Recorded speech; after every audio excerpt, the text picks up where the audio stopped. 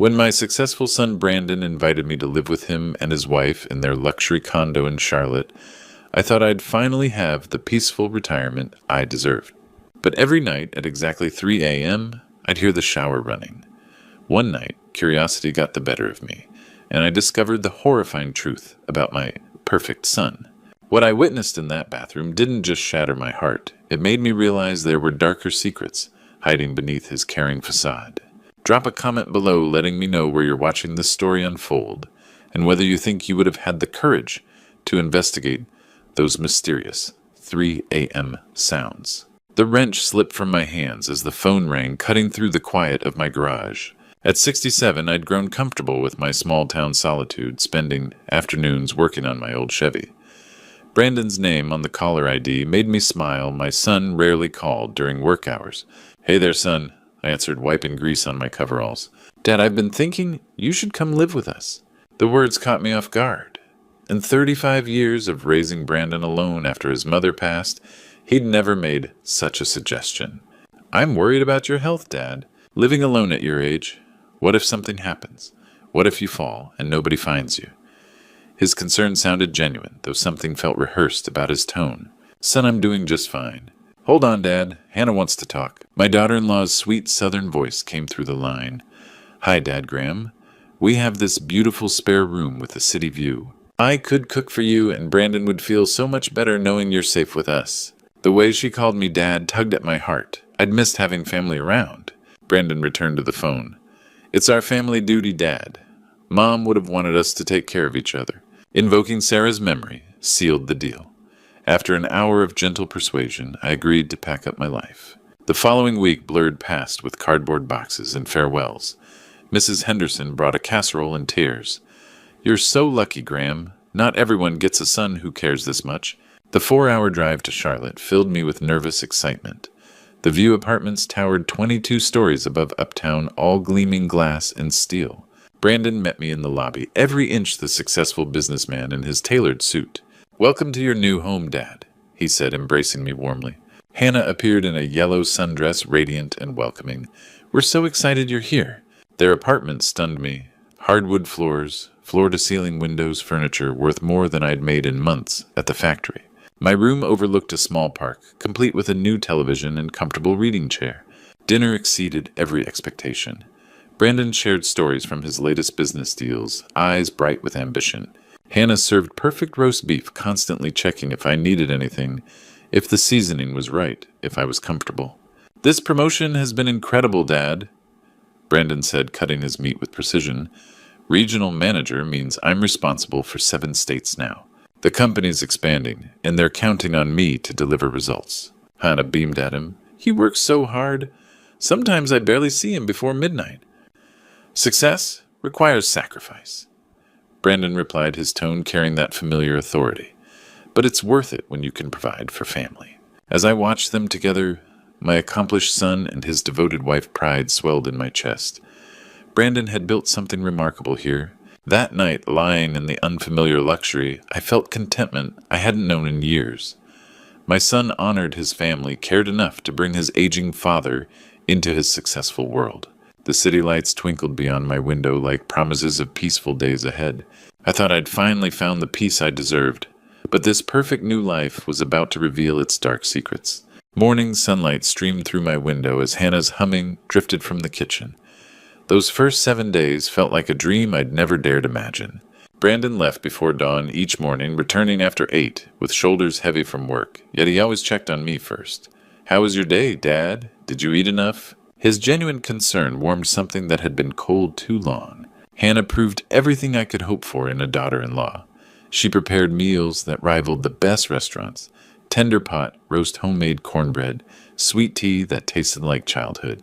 The apartment sparkled under her care, and she moved through daily routines with graceful efficiency, always wearing that serene smile. "Dad Graham want to walk the gardens with me?" she'd ask after lunch. I discovered the View offered more than luxury, it provided community. During walks, I met retired couples who'd chosen Charlotte for their golden years. Robert from Tennessee, a former police officer who shared my love of classic cars. Margaret from Georgia, whose late husband worked construction. "You're fortunate," Margaret told me by the pool. Not many young people understand family importance. Nights brought the deepest rest I'd known in years. No creaking floorboards or worrying about locked doors. Just gentle air conditioning and distant city sounds settling into sleep. That first weekend, Brandon took me shopping. "You need new clothes, Dad. Can't look like a small-town mechanic in upscale Charlotte." At the department store, he introduced me to colleagues. "This is my father. Finally convinced him to move in. You raised a good son," one coworker said. "Brandon talks about you constantly. Says you taught him everything about hard work and integrity." The praise validated 35 years of wondering if I'd done enough as a single parent. But as the second week began, subtle changes crept in like shadows at dusk. Hannah's morning humming grew quieter, sometimes absent. Dark circles appeared under her eyes despite early bedtimes. "Just tired, Dad, Graham. Sometimes I don't sleep well," she'd say when I asked her smile more fragile. Brandon's evening check-ins became shorter. His patience showed cracks when Hannah served dinner 5 minutes late, or I asked too many work questions. "Dad, I've had a long day. Can we talk later?" he'd say, rubbing his temples. Tuesday night of that second week, something jolted me awake. An unidentifiable sound had penetrated the walls.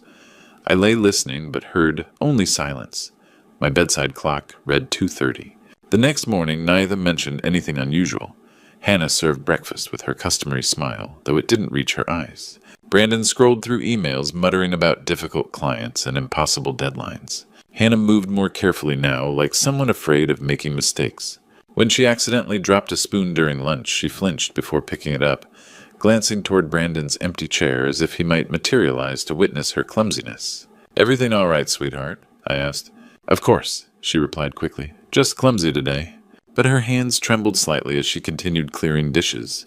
By the second week, I started noticing small things that didn't quite add up. The heat wave that hit Charlotte that week made everyone dress lighter, yet Hannah continued wrapping herself in long sleeves and high necklines. Even during our afternoon walks, when temperatures soared into the 90s, she'd emerge from her room covered from wrist to throat. "Aren't you burning up in that sweater, honey?" I asked one sweltering Tuesday.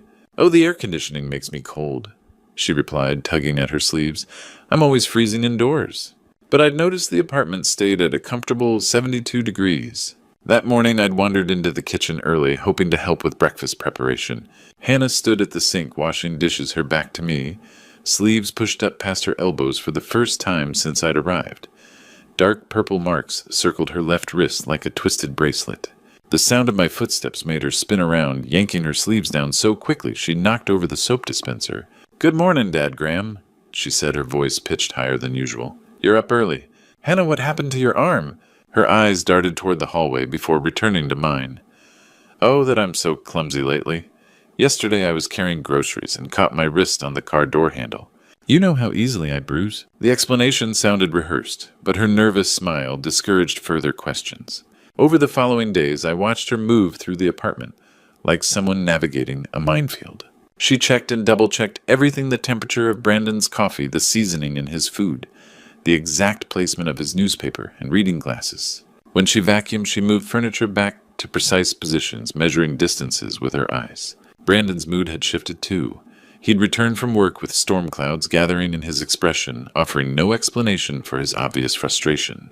The easy conversation from our first week had evaporated. Thursday evening brought the worst dinner yet.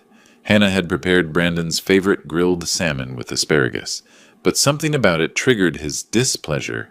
"This fish is overcooked," he announced, pushing his plate away. "How many times do I have to tell you? 8 minutes per side, no more." "I'm so sorry," Hannah whispered, her hands trembling as she reached for his plate. "I must have lost track of time. Let me make you something else." "Don't bother. I've lost my appetite." The silence stretched until I couldn't stand it anymore. "Tastes fine to me, son. Your wife's a wonderful cook." Brandon's head snapped up, his eyes meeting mine with an intensity that made my stomach clench. For several heartbeats, nobody moved. Then his expression smoothed into something resembling normalcy. "Of course, Dad. I'm just tired. Long day at the office." But his tone carried an edge I'd never heard before. Hannah excused herself early, claiming a headache. I helped clear the table while Brandon disappeared into his home office, closing the door with more force than necessary. Around 11 that night, raised voices penetrated the walls between our rooms. The words remained indistinct, but the tone was unmistakable anger from one voice pleading from another. I pressed my ear to the wall, trying to make sense of the muffled conversation, but it ended abruptly. Friday morning, Hannah appeared for breakfast wearing a turtleneck, despite the weather forecast predicting another scorcher. A red mark peeked above the collar near her jawline. "Mosquito bite," she explained before I could ask, touching the spot self-consciously. "They're terrible this year, but mosquitoes don't leave marks that look like fingerprints." Something was happening in this house after dark, and I was determined to find out what. The digital clock's green glow read exactly 3 in the morning when the sound of rushing water jolted me from sleep. Not the gentle flow of a bathroom faucet, but the powerful cascade of a shower, running at full force. I lay still in the darkness, listening.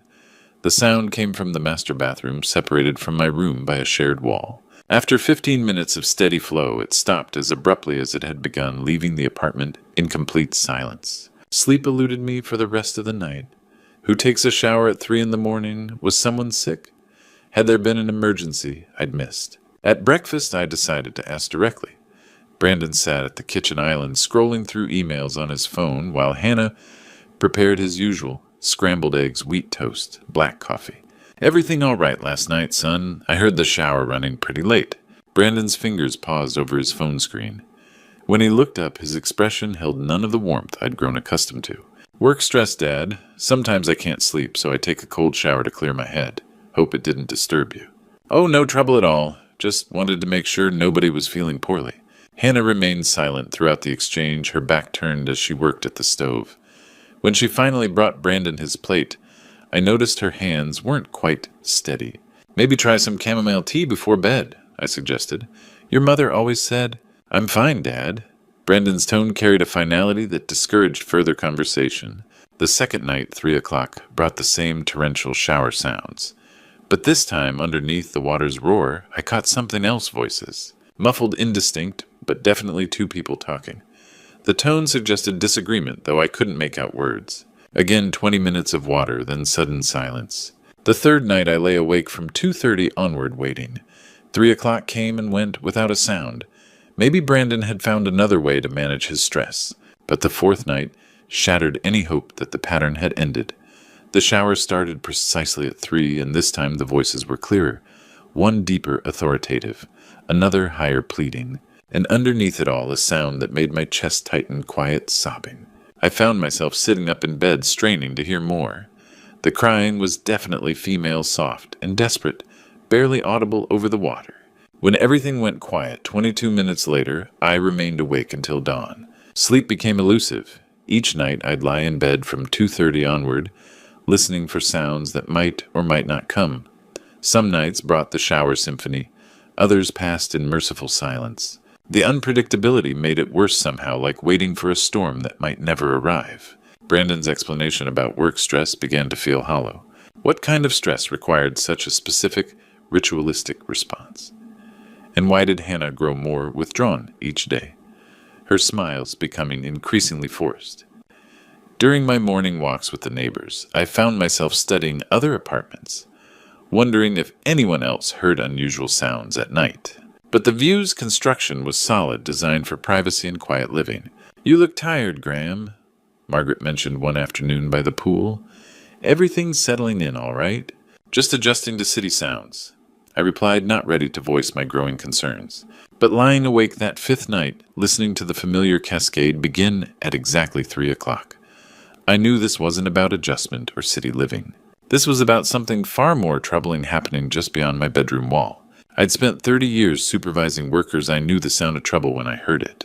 That night I positioned myself deliberately. At 2:58, I lay fully clothed, on top of my covers, every muscle tense with anticipation. Whatever was happening in this apartment, I was going to witness it firsthand. 3 o'clock arrived with mechanical precision. The shower roared to life, but this time I was ready. Slipping from my bed, I moved through the darkened hallway with the careful steps of a man who'd spent decades walking factory floors without disturbing sleeping machinery. The apartment's layout worked in my favor. A long corridor connected all the bedrooms, and the master bathroom sat at the far end. As I drew closer, voices became distinct beneath the water's cascade. Brandon's tone carried authority and menace, while a higher voice pleaded in response. My heart hammered against my ribs as I approached the partially open door. What I saw through that narrow gap will haunt me until my dying day. Hannah stood beneath the shower's full force, fully clothed in her nightgown, the fabric clinging to her shivering frame. The water ran cold, I could tell from the way her whole body convulsed with each second under the stream.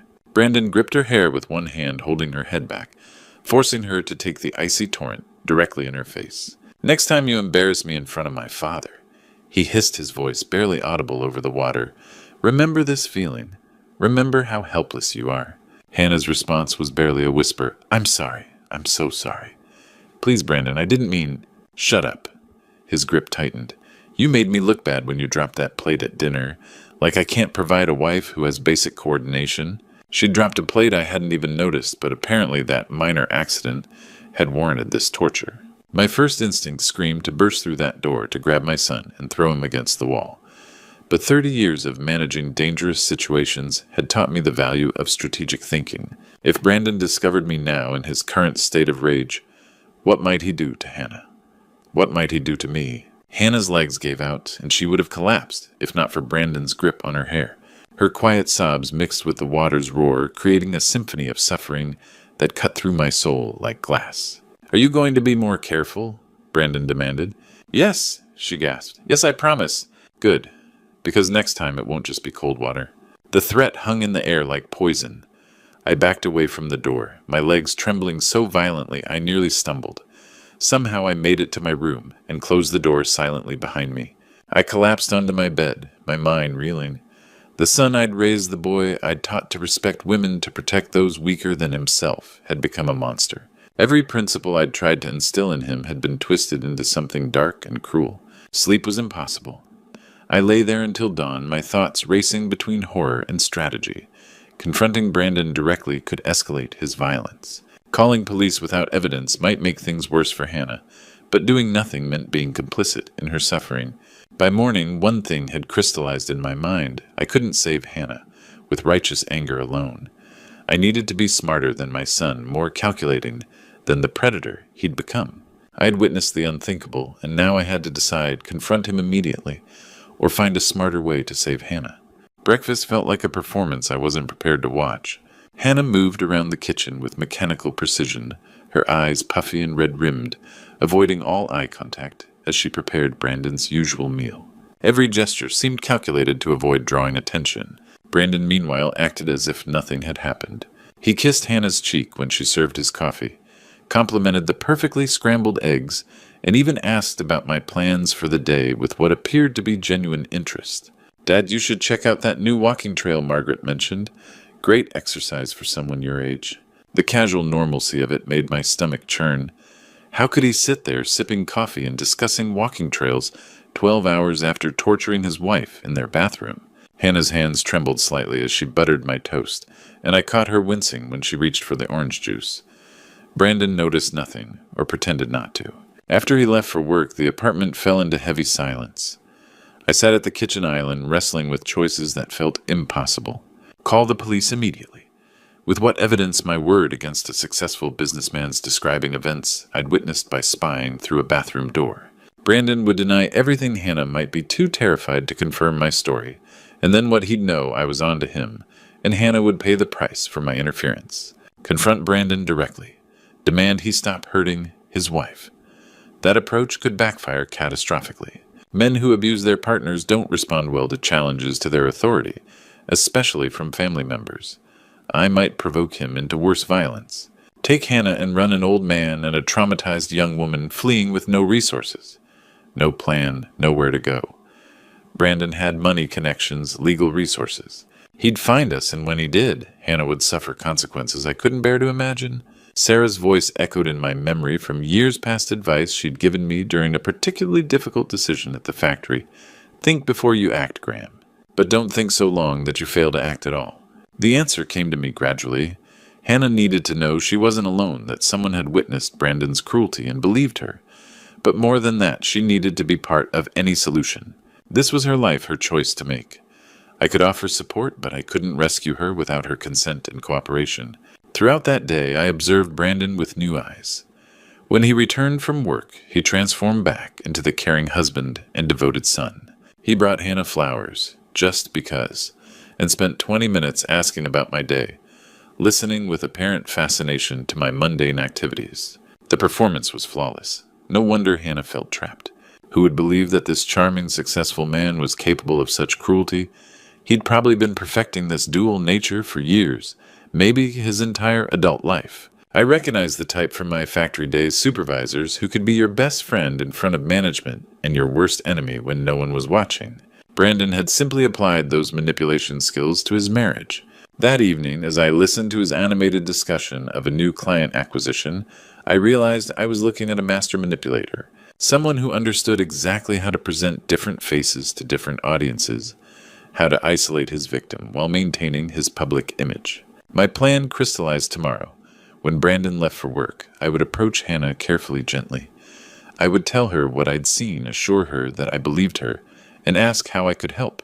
Whatever she decided, I would support her decision. I knew what I had to do, but I had no idea how dangerous that conversation would become.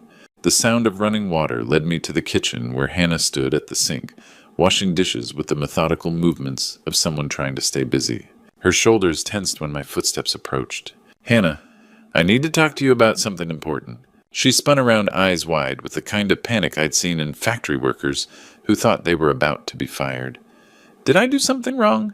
Is it about breakfast? I know the eggs were a little—" "No, sweetheart. You didn't do anything wrong."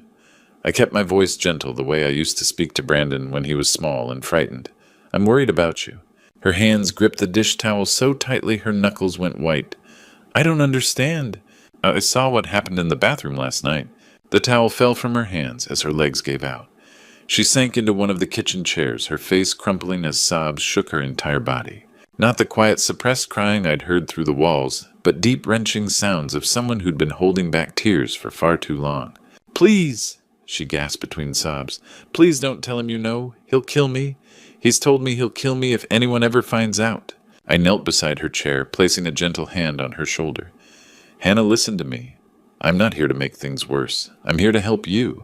It took 20 minutes for her to calm down enough to speak coherently. The story that emerged made my blood run cold. 18 months of escalating abuse. Brandon's threats to destroy her reputation to make sure no one would ever believe her if she tried to leave. Financial control that left her with no resources of her own. "He says I'm stupid, that I can't survive without him," she whispered. Maybe he's right. He's wrong about that, and about everything else. But we need evidence before we can act. We need to be smart about this. Hannah nodded, wiping her eyes. "Where can we talk safely? He has cameras in some rooms, and he checks my phone." "His office," I suggested. He'd never record himself.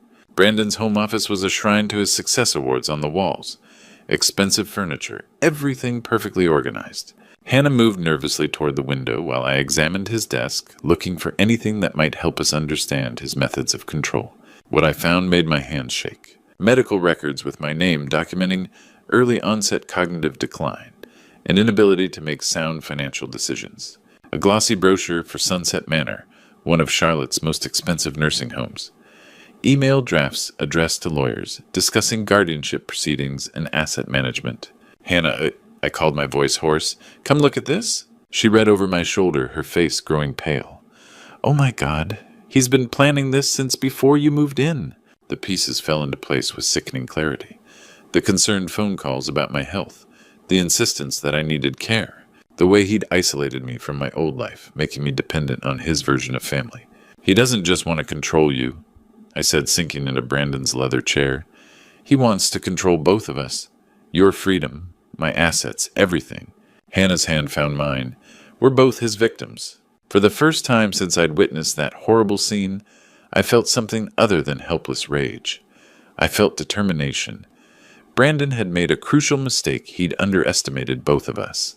He saw Hannah as a weak woman he could break, and me as a confused old man he could manipulate. He was wrong on both counts. "We're going to stop him," I said, squeezing Hannah's hand. "But we have to be smarter than he is." Hannah straightened in her chair, and for the first time since I'd arrived, I saw steel in her eyes.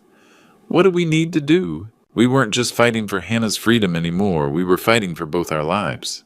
From the privacy of my bedroom, I dialed the number Hannah had found in the phone book. Robert Martinez, family law attorney, answered on the third ring. "Mr. Martinez, I need help with a domestic violence situation, I said quietly, keeping my voice low, even though Brandon was at work. Are you in immediate danger, sir? Not me directly, but my daughter-in-law is. And there's financial elder abuse involved, too. His tone sharpened with professional interest. I can see you today if necessary. What evidence do you currently have? Eyewitness testimony to physical abuse and documents showing fraudulent medical records about my mental capacity. Good start. You'll need audio recordings, photographs of injuries, medical documentation, and written records of threats. Can you gather these safely? Over the next week, Hannah and I became careful conspirators. She purchased a small digital recorder with her grocery money, hiding it in her pocket during Brandon's increasingly frequent verbal attacks. The audio quality wasn't perfect, but it captured his threats clearly. You're worthless, his voice hissed through the tiny speaker during our review session. Nobody would want you if they knew how pathetic you really are. Hannah's response barely audible. I'm sorry, I'll try harder. You'd better. Because if you ever embarrass me again, you'll regret it.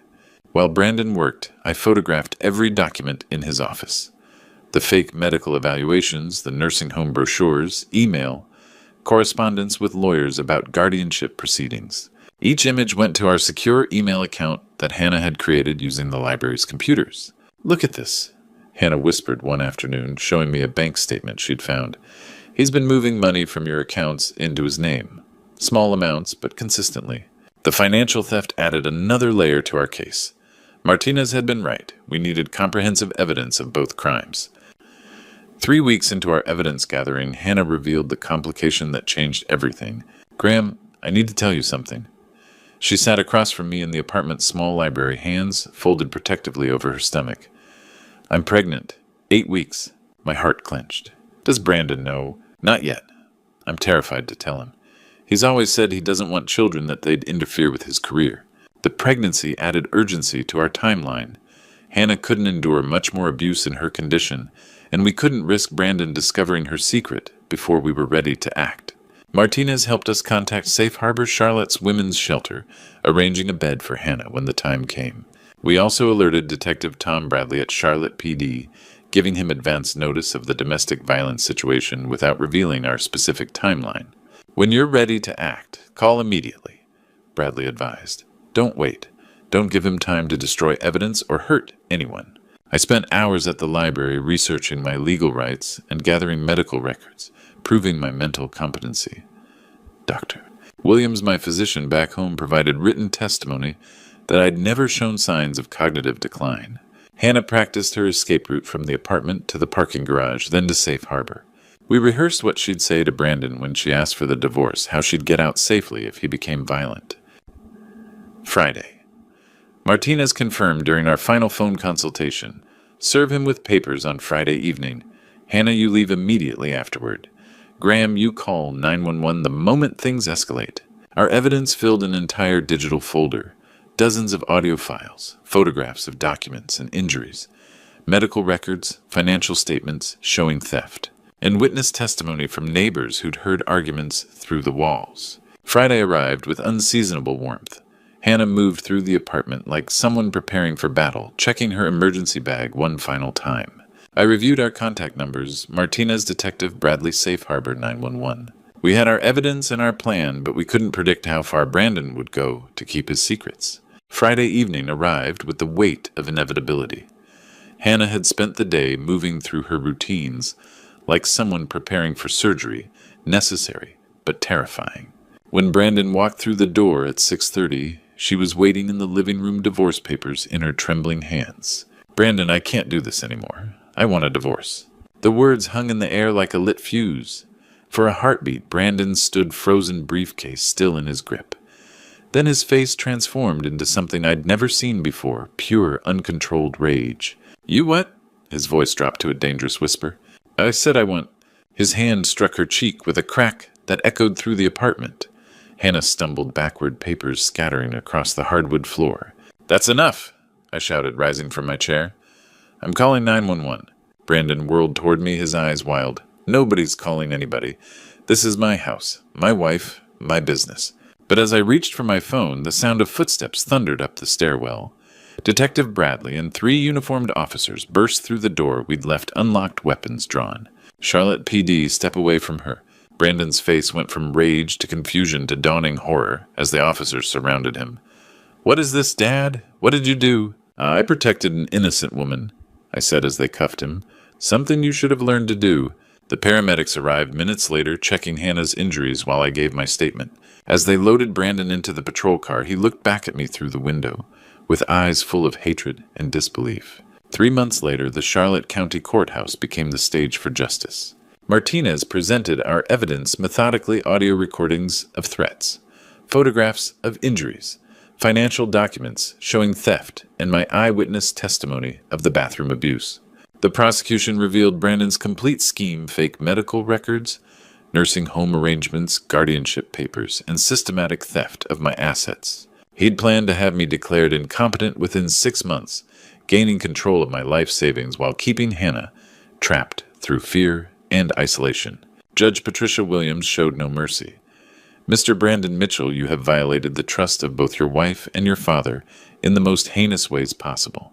This court sentences you to 5 years in state prison with a permanent restraining order against both victims and full financial restitution." Hannah received full custody of our unborn child and all marital assets. Brandon's lawyer's attempts to claim his innocence crumbled under the weight of evidence. 6 months after that terrible Friday night, I moved into a cozy one-bedroom apartment just 3 blocks from Hannah's new home. She'd used her settlement to buy a small house with a garden far from the luxury tower that had been her prison. Emma arrived on a sunny Tuesday morning in March, 7 pounds of perfect health and her mother's gentle spirit. As I held my granddaughter for the first time, her tiny fingers wrapped around mine, I felt a completeness I hadn't known was missing. "Thank you," Hannah whispered from her hospital bed, "for everything. Thank you for being brave enough to fight back. Standing up to family members is the hardest thing you'll ever do, but protecting innocent people is always worth the pain. Real men don't use power to control, they use it to protect." Today, as Emma takes her first steps in Hannah's garden while I watch from my favorite chair, I understand something fundamental about family. Sometimes losing a son means gaining a real family, one built on love, respect, and the courage to do what's right. Looking back on this journey, I've learned that betrayal stories like mine teach us the hardest truths about family. Sometimes the people we love most are capable of the greatest cruelty. But God works through the darkest moments, showing us that real strength isn't about blood relations, it's about standing up for what's right. These grandpa stories remind me that age doesn't make us powerless. At 67, I discovered I still had the courage to fight battles I never imagined facing. When I see other betrayal stories in the news, I think about Hannah and Emma, and I know that speaking up was worth every painful moment. God gave me the wisdom to recognize the signs, the strength to gather evidence, and the determination to see justice through. Many grandpa stories end with isolation and regret, but mine became about redemption and new beginnings. Sometimes God asks us to make the hardest choice, choosing righteousness over family loyalty. The most profound betrayal stories aren't just about the pain inflicted, but about the healing that follows. Today, watching Emma play in her mother's garden, I see God's grace in action. He turned our suffering into strength, our fear into freedom. If my story resonates with you, please don't stay silent. Share this video with someone who might need hope. Leave a comment about your own experiences and subscribe to our channel for more stories that matter. Sometimes one person's courage to speak up can save another's life. Together we can break the cycle of silence that protects abusers and abandons victims. At our family Christmas dinner, my son looked me straight in the eye and said, "You're here because it's your house? But that doesn't mean you're welcome here anymore." The words hit like a sledgehammer. After decades of building this family, this home, this life, I was being thrown away like trash. What broke my heart even more was watching my wife Beverly sit in complete silence, refusing to defend me when I needed her most. They thought they were dealing with a broken, isolated old man with nowhere to turn. They had no idea what was coming next.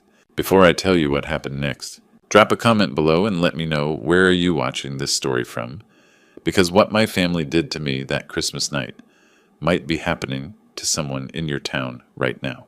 The smell of sage stuffing filled our home as I finished preparing what would become the most devastating Thanksgiving of my 67 years. I'd been up since 5 that morning, just like I had for 38 straight years, preparing every dish myself, the herb-rubbed, turkey-whipped potatoes, and green bean casserole that had become our family tradition. Connor arrived with Courtney as daylight faded. My 35-year-old son moved stiffly through our front door worry lines, creasing his face. His wife followed her manicured fingers, already reaching for her phone. At 32, Courtney carried herself with the polished confidence of Cleveland's real estate market. But tonight, her charm felt mechanical. "Everything looks wonderful, Franklin," Beverly said, though her voice trembled slightly. My wife seemed unusually nervous as we settled around the table. I carved the turkey with methodical precision. Conversation started normally, but tension crackled beneath every exchange. "Connor, how's the consulting business?" I asked, reaching for gravy. "You mentioned some new clients last time we talked." "Dad, don't worry about it," Connor replied curtly, not looking up from his plate. "I'm just interested in—" "Seriously, it's fine. You don't need to keep track of everything I do." The sharpness caught me off guard. I wasn't keeping track. I was making conversation. Courtney looked up from her phone. "Franklin, maybe Connor doesn't want to discuss work during family dinner. Since when is asking about my son's career inappropriate?" I asked, genuinely confused. "Since it becomes constant questioning," Connor muttered. "Constant questioning, son?" I asked one question. Connor set down his fork with a deliberate clink. When he looked up, his eyes held a coldness I'd never seen before. "Dad," he said with a flat, rehearsed tone, "you're here because it's your house, but that doesn't mean you're welcome here anymore." The words struck me like a physical blow. My chest tightened as I struggled to process what I'd heard. "What did you say?" I whispered. "You heard me," Connor continued, never breaking eye contact. "Things need to change. We can't keep pretending everything's normal when it's not." "What's not normal?" I asked. "About your job." "It's not just that, Dad. It's everything. The constant prying, the way you insert yourself into every conversation, the way you make everyone uncomfortable." "Make everyone uncomfortable?" My voice rose. "This is Thanksgiving dinner. I'm trying to talk to my family. So you can't even accept feedback without getting defensive and loud," Courtney interjected with practiced patience. "This is exactly what Connor and I have been discussing." I turned to Beverly, expecting her to defend me, to tell them they were being cruel and ridiculous. Instead, she stared at her untouched plate hands, folded tightly in her lap, saying nothing. "You're always questioning, always needing to control every situation," Connor added. "It's exhausting to be around. Control, I asked one question about your business. And there it is again, you can't hear yourself?" Courtney said, shaking her head. "You're being argumentative right now, proving our point." "It's not personal, Franklin," she continued with that practiced sympathy. "We just need some space, some boundaries until you can work on being less overwhelming." The room spun as I tried to understand how our family tradition had become an ambush, how asking about Connor's work had escalated into a character assassination. Connor and Courtney left immediately after that, barely touching Beverly's pumpkin pie. They mumbled excuses about early meetings, but their departure felt like an escape mission accomplished. I sat staring at our half-eaten feast. Beverly moved like a ghost, clearing plates in mechanical silence, avoiding my eyes as she scraped food into containers. That's when I realized this hadn't been spontaneous. The careful timing Courtney's prepared remarks. Beverly's guilty silence, everything pointed to coordination and planning. But as I watched my wife's hands shake while handling our dishes, I couldn't tell whether those tremors came from guilt over betraying me or fear of what might come next. Sleep refused to come that night. I lay staring at the ceiling, replaying every word from dinner, every gesture that had passed between Connor, Courtney, and Beverly. The digital clock mocked me, 2 a.m., then 3, then 4, as my mind churned through possibilities I didn't want to consider. Finally giving up, I made my way to my study, the same room where I'd built my manufacturing business from the ground up. This desk had seen me through contract negotiations and strategic planning that turned a small Cleveland factory into a regional powerhouse. If I could navigate corporate warfare, surely I could figure out what was happening in my own family. But something about Connor's words kept nagging at me. That devastating line about not being welcome, it hadn't sounded spontaneous. There was a rehearsed quality, like he'd practiced the phrasing, and Courtney's responses had been too smooth, too prepared. In business, I'd learned to recognize when someone was reading from a script. What had I actually done wrong? I'd asked about his consulting business, a normal parental question. Where was the controlling behavior they'd accused me of? The more I analyzed the evening, the more it felt like I'd walked into a trap. Morning brought no clarity, only Beverly moving around the kitchen with unusual urgency. I found her clutching a coffee mug, eyes red-rimmed, and avoiding mine. Beverly, we need to talk about last night. Her shoulders sagged. Franklin, what the hell just happened at our dinner table? She started crying, then quiet tears from somewhere deep and painful. Connor's been calling me for weeks. Almost every day when you go for your morning walks. My chest tightened. Calling about what? About you, she whispered, finally meeting my eyes. He says you're losing your mental sharpness, making poor financial decisions. He keeps telling me we need to protect you from yourself. What poor financial decisions? The investment account you opened last month. He said it was risky for your age. The way you've been reorganizing files, moving things around. He said those were warning signs. I stared at her. The investment account was a conservative bond fund. The file reorganization was because I'd bought a new cabinet. Beverly, those aren't warning signs of anything except normal life management. I know, but Connor sounded so concerned, so knowledgeable. He kept saying, Mom, we can't wait until it's too late. We have to act while Dad can still understand what's best for him. The manipulation was breathtaking. Connor had been systematically undermining my credibility, with my own wife turning normal activities into evidence of decline. And you believed him? I didn't want to, but he's our son, Franklin. He's a financial consultant. I thought maybe he could see things I couldn't. I felt so torn between you and him. Classic divide and conquer strategy. Make Beverly doubt her judgment, position himself as the expert, create a crisis requiring immediate action. I'd seen similar tactics in corporate boardrooms. Beverly, look at me. Do I seem mentally impaired right now? In this conversation, do I sound confused or incompetent? She shook her head slowly. No, you sound exactly like yourself. Sharp and analytical, just like always. That's when I made the decision that would change everything. I was going to approach this like any business crisis. Gather intelligence, identify the real players, understand their motivations, develop a counter strategy. I spent the morning systematically reviewing recent months, checking my calendar against memory. Connor's visits had increased in frequency, and Beverly had found excuses to give us privacy during each one. What had seemed like thoughtful behavior now looked like orchestrated opportunity.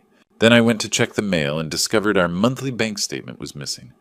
I always kept financial documents meticulously organized in the same filing system I'd used for decades. Every statement, every investment summary had its place. But as I searched through the files, a cold realization settled over me. Someone had been going through my personal papers, and they'd been careful enough to cover their tracks almost.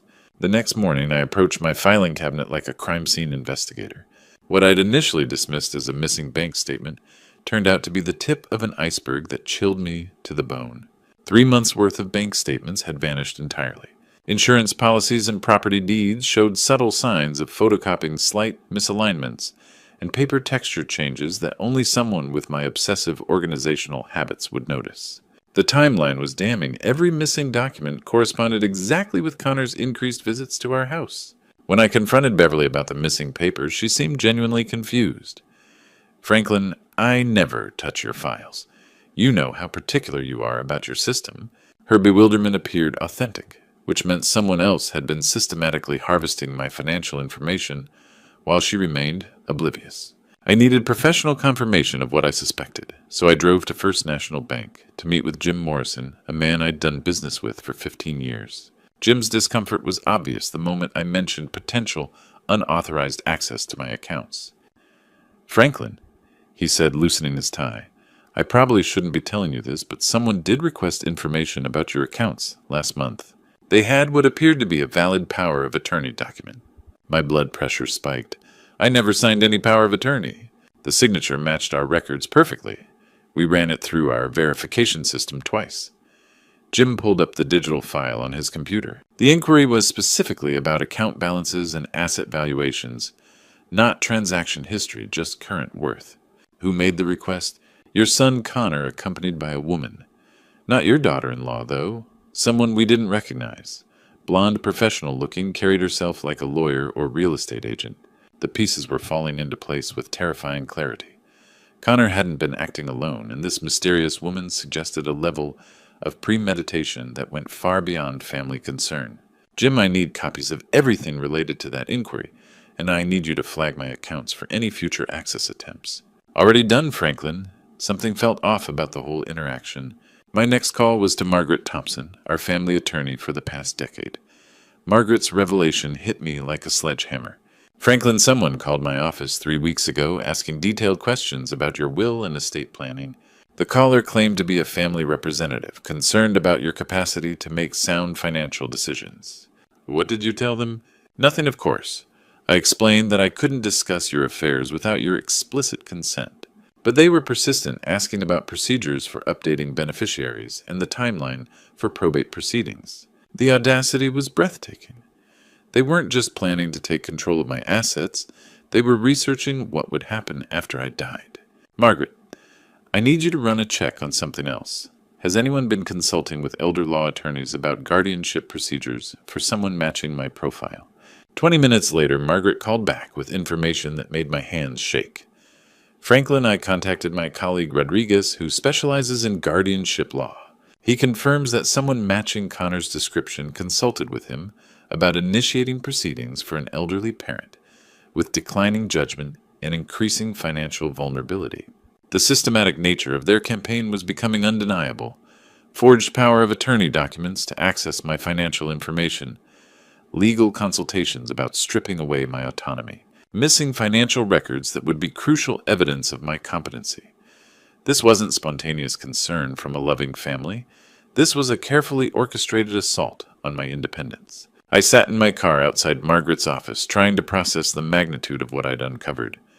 3 months of methodical preparation, professional assistance from unknown accomplices, legal research into the most efficient ways to declare me incompetent.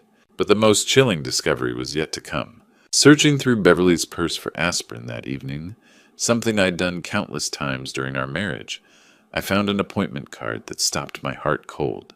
Dr. Marcus Webb, geriatric specialist, scheduled for the following week. An appointment I had never made for an evaluation I had never requested, with a doctor I had never heard of. The trap was closing around me and I was running out of time. The first thing I did the next morning was call Dr. Marcus Webb's office. The receptionist's cheerful voice confirmed my worst suspicions. "Oh yes, Mr. Sinclair. Your appointment is scheduled for Tuesday at 10 a.m. for a cognitive assessment. Your daughter-in-law Courtney was so thoughtful to arrange this, mentioning her concerns about your recent memory issues. Memory issues I didn't have, arranged by someone with no legal right to schedule my medical evaluations. I'm calling to cancel that appointment. I never requested any cognitive assessment. But Sir Mrs. Sinclair explained that you'd been having episodes of confusion. There are no episodes of confusion, and I'm canceling immediately. This wasn't just family manipulation anymore. Someone was building a medical case for my incompetency using fabricated symptoms. I needed professional help to understand what I was facing. Marcus Torres came recommended through my manufacturing network, a former FBI agent specializing in financial crimes. When I explained the situation in his downtown Cleveland office, his expression grew grim. Mr. Sinclair, what you're describing fits a pattern I've seen in elder financial abuse cases. Let me run a comprehensive background check on your daughter-in-law. 3 days later, Torres called with information that left me speechless. Franklin Courtney owes $275,000 from a failed commercial real estate investment. She borrowed from private lenders, not banks, which means higher interest rates and aggressive collection methods. My hands gripped the phone tighter. Does Connor know? Nothing. She's hidden the entire crisis from him. The investment failed 18 months ago, but she's been covering it up ever since. Payments are due January 25th, which explains the Thanksgiving urgency. That timeline hit me hard. 18 months ago, Connor and Courtney had just celebrated their second wedding anniversary. She'd been lying to my son about her financial situation for most of their marriage. Her current real estate income barely covers basic expenses. Torres continued. She's been juggling minimum payments and dodging creditor calls. Franklin, this woman is desperate. But Torres wasn't finished. There's more disturbing news. I found records showing Courtney worked with elderly clients in Phoenix, Arizona, before coming to Cleveland 4 years ago. Multiple complaints were filed with the state real estate board. 4 years. She'd been in Cleveland for 4 years, which meant she'd spent 2 years establishing herself in our community, gaining our trust before marrying Connor. The calculation was chilling. What kind of complaints? I asked.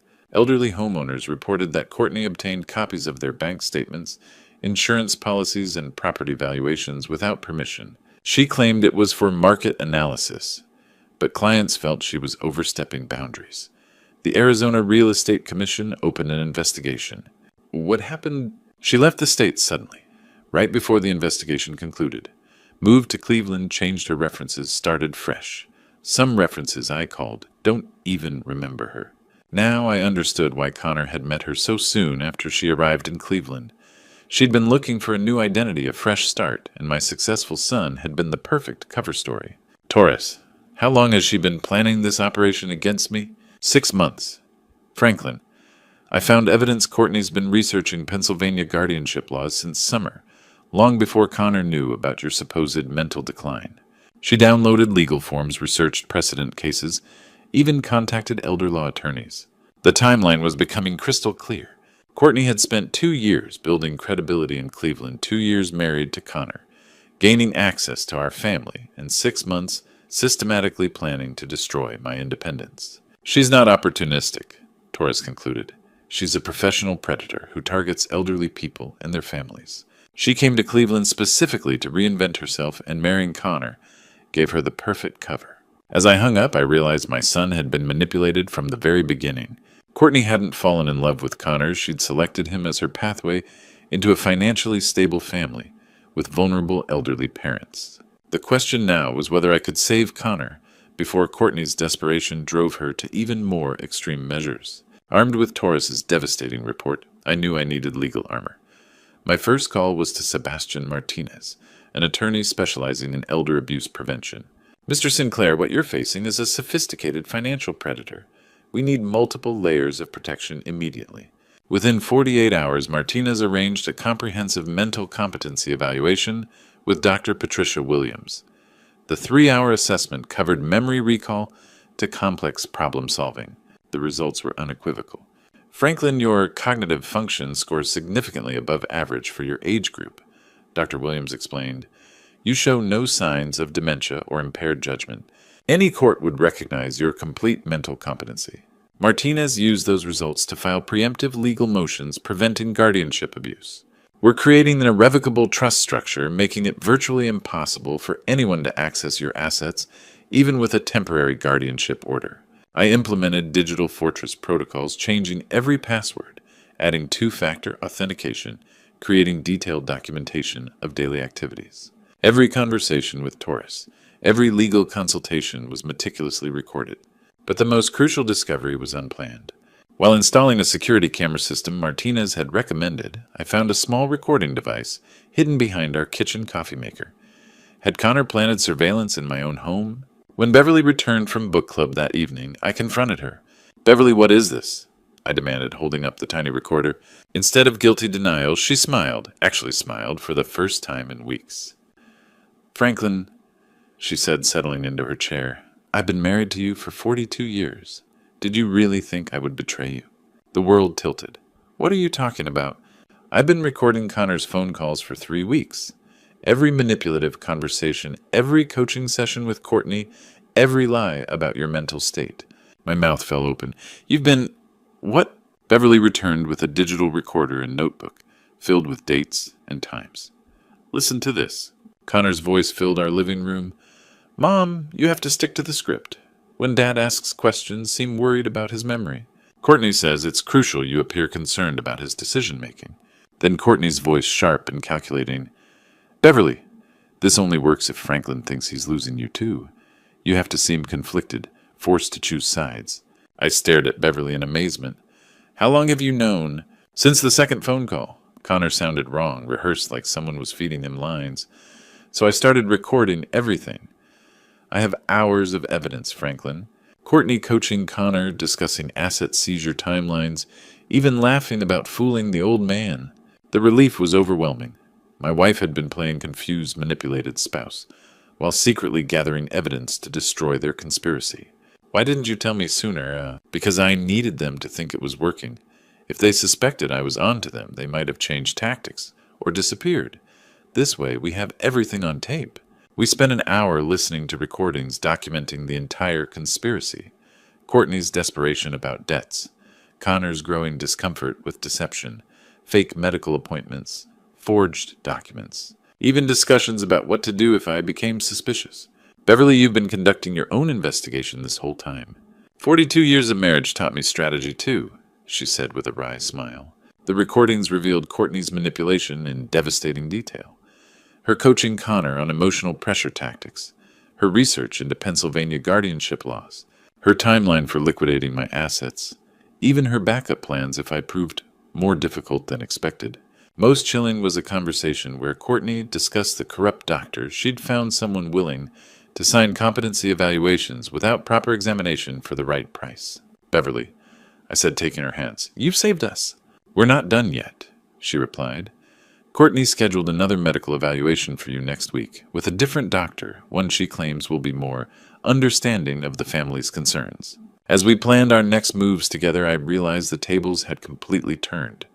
Courtney and Connor thought they were closing in on a confused old man and his manipulated wife. Instead, they were walking into an ambush, orchestrated by two people they'd underestimated entirely. The trap was set, and we held all the cards. Beverly proved to be a natural actress. The next morning, she called Connor with panic in her voice. Connor, I'm worried about your father. He's asking strange questions, acting suspicious. He keeps asking about phone calls and medical appointments I don't know anything about. I could hear Connor's sharp breath through the phone. What kind of questions? He wanted to know if anyone had been through his files. He seemed confused about missing bank statements. Connor, I think he's getting paranoid. I'll be right over. Keep him calm until I get there. We'd positioned recording equipment throughout the living room, hidden behind picture frames. This conversation would be documented from multiple angles. Connor arrived within 30 minutes, looking haggard and desperate. His appearance was disheveled, wrinkled shirt, unshaven face, the look of a man who hadn't slept in days. Mom, where's Dad? Right here, son, I said, entering with coffee, playing the slightly confused elderly man. Connor, Beverly said you wanted to talk. Dad, Mom mentioned you've been asking questions. I think maybe you're getting mixed up about some details. I sat down heavily, adopting a puzzled expression. Mixed up, I just noticed some papers missing. Bank statements, insurance documents. Do you know anything about that? Connor's eyes darted to Beverly, who nodded encouragingly. Dad, sometimes when people get older, they misplace things and don't remember. But I'm very organized with my files. I know, but Courtney and I have been worried about some decisions you've been making. The way you've been handling finances, things you've said. I leaned forward, confused. What things? What's wrong with my finances? That's when the dam broke. Connor, thinking he was talking to someone whose memory couldn't be trusted, began revealing everything. Dad, you signed some documents a few weeks ago. A power of attorney giving me access to help manage your accounts. You probably don't remember, but you were having trouble understanding the paperwork. I signed a power of attorney. Courtney showed me how to... She helped me make sure your signature was correct because your handwriting has been shaky. Beverly gasped softly. Connor, what are you saying? Mom, we're trying to protect him. The guardianship petition will be filed next week. Then we can manage Dad's assets properly. Everything will be liquidated by February. Guardianship petition, I repeated as if hearing it for the first time. Connor's voice cracked with emotion. Dad, I know this sounds terrible, but Courtney says it's the only way to protect you from yourself. You've been making poor decisions, getting confused about money. We can't wait until something catastrophic happens. The manipulation was heartbreaking. My son genuinely believed he was saving me. Connor, do I seem confused right now? In this conversation, he looked uncertain. Well, no, but Courtney says people with your condition have good days and bad days. Today might be a good day. That's when I made my move. Son, what if I told you Courtney owes $275,000 to private lenders? What if she's been lying about her business success? Color drained from Connor's face. That's impossible. Her real estate business is thriving.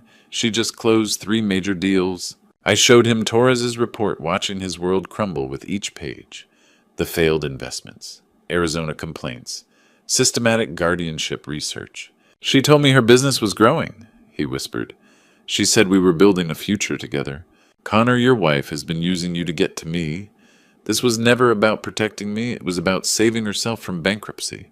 My son broke down, completely sobbing as he realized the woman he'd married had manipulated him into betraying his father.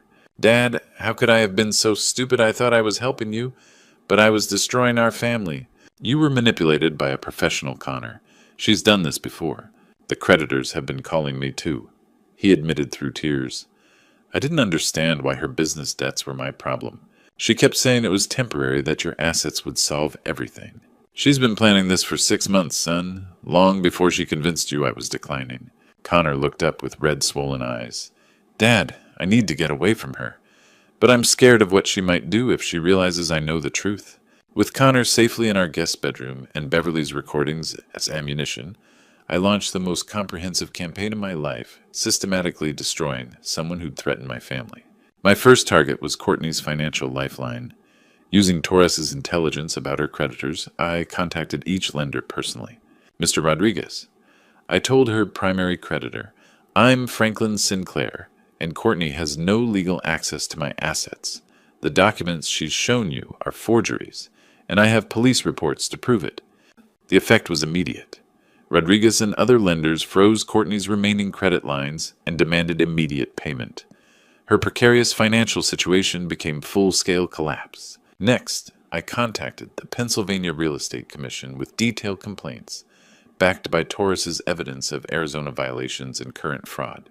Professional licensing boards take elder abuse seriously. Courtney's license was suspended pending investigation. Meanwhile, Martinez executed the legal assault. Criminal complaints were filed, elder abuse, forgery, conspiracy to commit fraud, identity theft.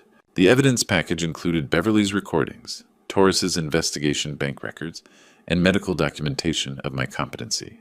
Franklin, this is one of the most comprehensive elder abuse cases I've ever seen, Martinez told me.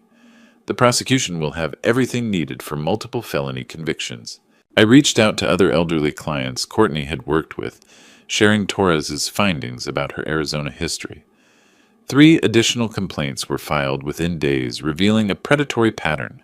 The most satisfying call was to Courtney's broker, Patricia Henderson, a woman I'd known through Cleveland business circles. Patricia, one of your agents has been systematically defrauding my family and potentially other elderly clients, I said, providing evidence copies. Within 24 hours, Courtney was terminated from Henderson Realty, her professional reputation completely destroyed. The pressure campaign worked perfectly. Courtney made increasingly desperate moves, providing more evidence. She attempted accessing my accounts with additional forged documents, not knowing Jim Morrison was flagging every inquiry. She tried emotional manipulation on Beverly appearing at our house with tears. Beverly, you have to understand, I was just trying to help the family plan for the future. Courtney pleaded at our door. Franklin is getting older, and someone needs to look out for his interests. Beverly, confident in her role, recorded everything. Courtney, Franklin seems perfectly capable of managing his affairs. Maybe focus on your own financial problems. Courtney's shock when Beverly revealed she knew about the debts was priceless. She realized her carefully constructed lies were unraveling completely. Courtney's final desperate gambit was pressuring Connor to return home and fix this misunderstanding. She called repeatedly, sent threatening texts, even appeared at his workplace. She's becoming unhinged, Connor told us after one disturbing encounter. She accused me of betraying her, said I'd destroyed her life. When I mentioned Arizona, she got scary, said she'd make sure I regretted crossing her. That threat was the final evidence we needed. Martinez immediately filed for a restraining order and alerted police about threats against family members. The end came swiftly.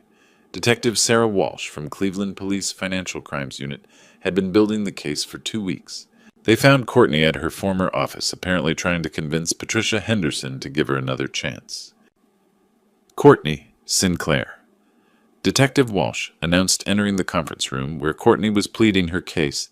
You're under arrest for elder abuse, conspiracy to commit fraud, forgery, and making terroristic threats. The arrest was witnessed by 6 real estate professionals who'd known Courtney as successful. Watching her led away in handcuffs, her professional facade finally stripped away, provided unexpected satisfaction. Connor watched news coverage that evening with mixed relief and sadness. Dad, I can't believe I was married to someone capable of this.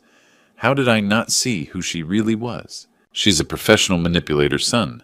Her job was making sure you didn't see the truth. As we sat in our living room, the same room where this nightmare had begun at Thanksgiving, I felt something I hadn't experienced in months, complete peace. The woman who'd tried to destroy our family was behind bars, my son was home and healing, and Beverly and I had discovered we made a formidable team. The war was over and we'd won. The courtroom was packed 6 months later when Judge Patricia Morrison delivered Courtney's sentence. The case had attracted attention throughout Pennsylvania, as sophisticated elder abuse.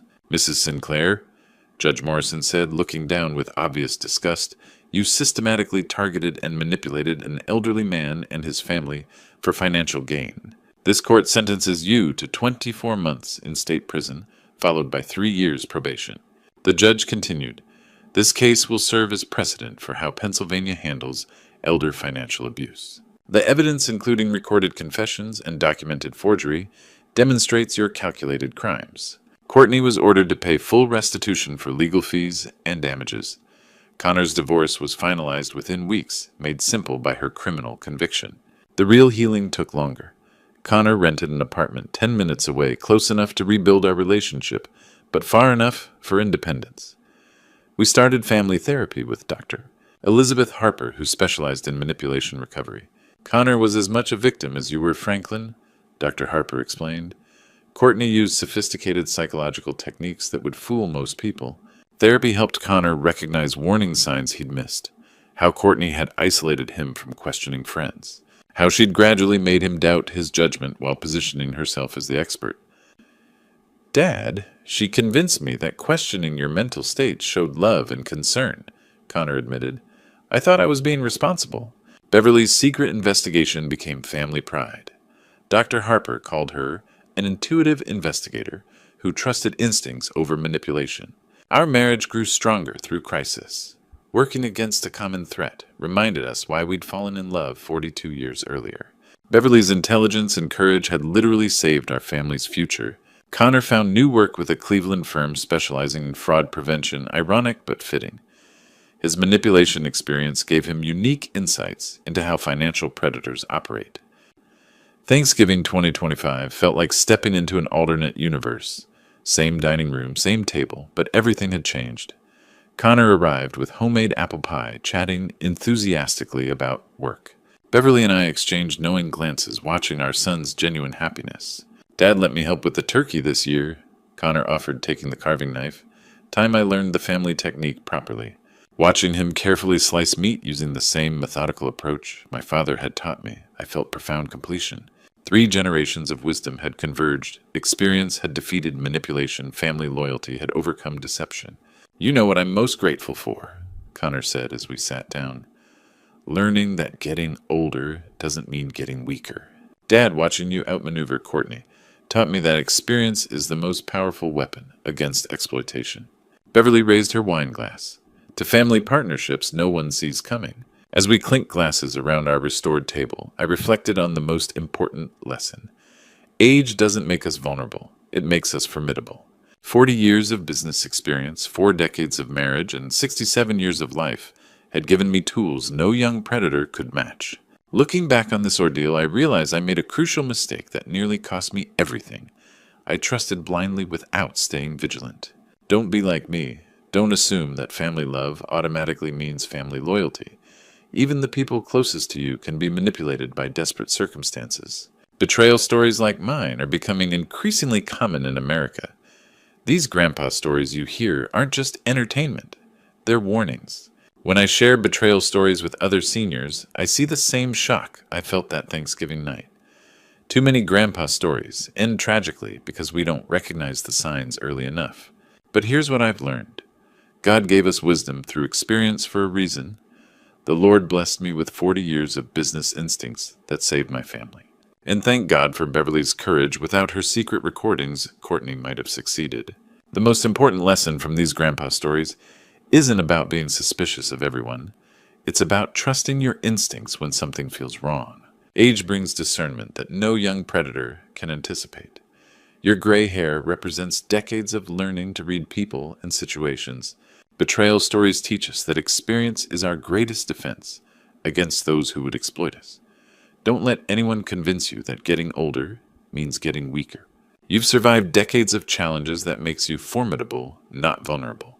If this story resonated with you, please share it with someone who needs this warning.